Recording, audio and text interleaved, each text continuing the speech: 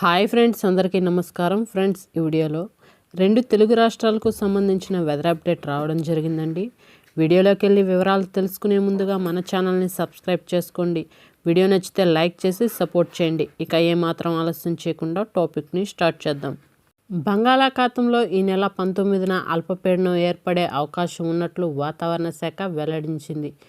తదుపరి 24 గంటల్లో తుఫాను బలపడుతున్నట్లు అంచనా వేసింది. రాష్ట్రంలో రానున్న 3 రోజుల పాటు పలు చోట్ల తేలికపాటి నుండి మోస్తారు వర్షాలు కురిసే అవకాశం ఉంది. రాయలసీమ మీదుగా కొనసాగుతున్న ఉపరితల ద్రోణి బుధవారం బలహీనపడింది.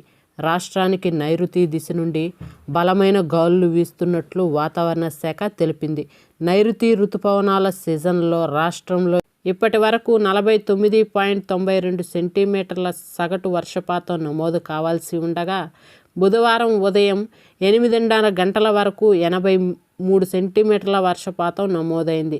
సాధారణ వర్షపాతం కంటే 66% అధికంగా వర్షపాతం నమోదైనట్లు రాష్ట్ర ప్రణాళికల శాఖ గణాంకాలు చెబుతున్నాయి. రాష్ట్రంలోని 27 జిల్లాల్లో అత్యధిక వర్షపాతం, 6 జిల్లాల్లో అధిక వర్షపాతం నమోదైంది.